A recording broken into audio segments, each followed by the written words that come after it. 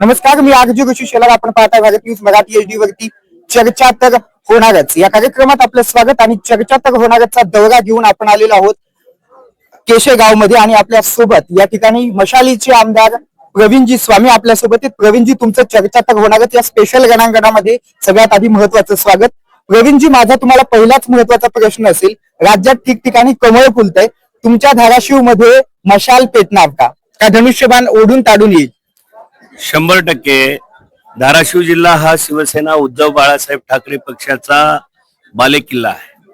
आपण विधानसभेमध्ये पाहिलं, राज्यात सगळीकडं कमळाबाईची लाट होती, कमळ फुलत होतं, धनुष्यबाण तिकडं होता, घड्याळ तिकडं होतं. परंतु धाराशिव जिल्ह्यामध्ये खासदार ओमराजेसह मी प्रवीण स्वामी, उमरगा लोहारा मतदारसंघ आणि धाराशिव कळंब मतदारसंघातून आमदार कैलासजी पाटील हे आम्ही तिघांनी मशाल पेटवली होती. आणि आता येणाऱ्या निवडणुकीमध्ये देखील 100% मशाल पेटणार आहे. सोबत भारतीय राष्ट्रीय काँग्रेस आहे आणि सोबत समविचारी पक्ष आहे. संजय राऊतांना भरपूर वेळा असं म्हटलं जातं, वाचाळवीर म्हटलं जातं, तुमचं यावरती काय मत आहे संजय राऊतांबद्दल? एक आमदार म्हणून तुम्ही काय सांगाल? संजय राऊत यांना आम्ही आमचे आदर्श मानतो. ते जे बोलतात सत्य बोलतात. सत्य हे नेहमी कटू असतं, लोकांना ते कटू वाटतं, आम्हाला ते परखड असं सत्य वाटतं. पद्मसिंह पाटलांबद्दल एक विचारायचंय. पद्मसिंह पाटलांनी आपल्या धाराशिव मध्ये हॉस्पिटल न करता ते मुंबईच्या ठिकाणी केलं. जर त्यांनी धाराशिव मध्ये ते हॉस्पिटल जर बांधलं असतं, चॅरिटीचं हॉस्पिटल जर धाराशिव मध्ये बांधलं असतं, तर धाराशिवच्या लोकांना या ठिकाणी निश्चितच फायदा झाला असता. परंतु त्यांनी ते मुंबई सारख्या ठिकाणी बांधलं, यामुळे जनतेचं लोकांचं नुकसान झालंय का? आणि त्याचा फटका त्यांना आता या निवडणुकीमध्ये राणा पाटलांना म्हणा किंवा पद्मसिंह पाटलाच्या घराण्याला होईल का? नक्की. या अगोदर देखील या धाराशिव जिल्ह्यातल्या 72 मतदारांनी त्यांना त्यांच्या अशा कर्तृत्वाबद्दल अनेकदा पराभूत केलेलं आहे. आणि इथून पुढल्या निवडणुकांमध्ये देखील या परिवाराला पराभूत व्हावं लागेल, पराभवाचं तोंड बघावं लागेल. आज तुमच्यासाठी खूप मोठा जनसमुदाय या केशेगाव मध्ये होता. तुम्हाला आणखीन एक विचारायचंय, शिवसेनेचा हा बालेकिल्ला हा तुमचा गड कायम राखणार का? 100% इथल्या या जनतेच्या प्रतिसादावरून मी आपल्याला ग्वाही देतो की हा आमचा शिवसेना उद्धव बाळासाहेब ठाकरे पक्ष आणि समविचारी पक्षांचा बालेकिल्ला आहे, हा कायम राहील. आणखीन एक महत्वाचा प्रश्न, आता या ठिकाणी धनुष्यबाणाचे जे काही पुण्याचे उमेदवार आहेत ते या ठिकाणी आलेले आहेत, बनसोडेजी. आणि जर त्यांची आपण हिस्ट्री जर चेक केली तर कुठलाही न्यूज चॅनल किंवा त्यांचं साधं नाव जरी टाकलं तरी गजा मागण्यांची ते राईट हँड आहेत अशाच बातम्या येतात.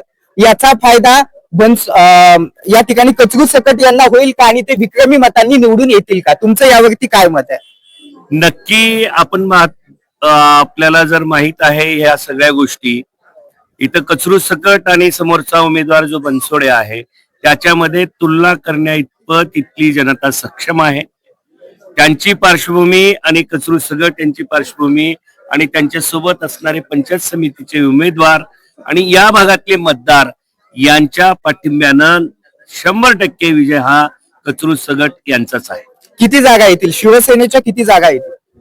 धाराशिव जिल्ह्यामध्ये जवळपास 55 जिल्हा परिषद सदस्य आहेत आणि आताच्या परिस्थितीमध्ये आमच्या 20 ते 25 जागा येतील. आणि समविचारी पक्षासह या जिल्हा परिषदेचा गड आमचा कायम शाबित राहील. एक महत्वाचा प्रश्न या ठिकाणी राज्याच्या राजकारणातील उभा राहतोय.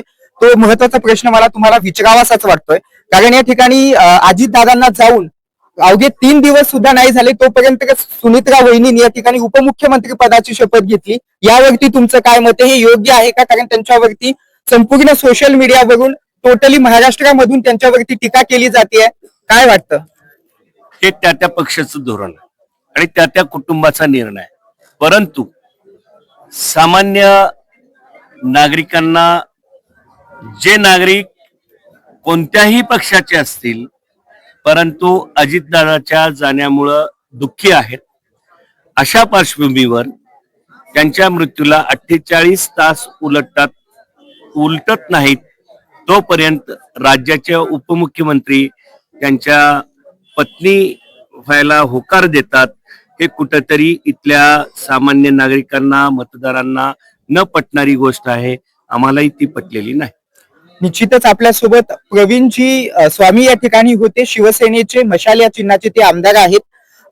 तुम्ही आमच्या सोबत चर्चा तर होणारच यामध्ये आज बातचीत केली त्याबद्दल धन्यवाद. यासह चर्चा तर होणारच मध्ये इथेच थांबतोय. तुम्ही मात्र कुठे जाऊ नका. पाहत राहा नव्या कोऱ्या महाराष्ट्राचं नवं कोरं TV channel Bharat news Marathi HD. आणि हो, आता आपला भारत न्यूज मराठी HD सोबतच भारत न्यूज नेटवर्क आता प्रादेशिक भाषांमधून देखील अवेलेबल आहे. तेव्हा आमच्या 24 प्रादेशिक भाषांचा किंवा नॅशनल लँग्वेजचा देखील तुम्ही या ठिकाणी अवश्य लाभ घ्या. आणि जाता जाता सांगतोय कार्यक्रमाची प्रस्तुत करता red label natural care in association with Vaishali caterers and decorators go powered by योग प्राणविद्या सेंटर, सोबतच हॉटेल विठ्ठल कामत आणि सोबतच संध्याकाळी 10:30 वाजता पाहायला विसरू नका क्योंकि सास भी कभी बहू थी फक्त स्टार प्लस वरती.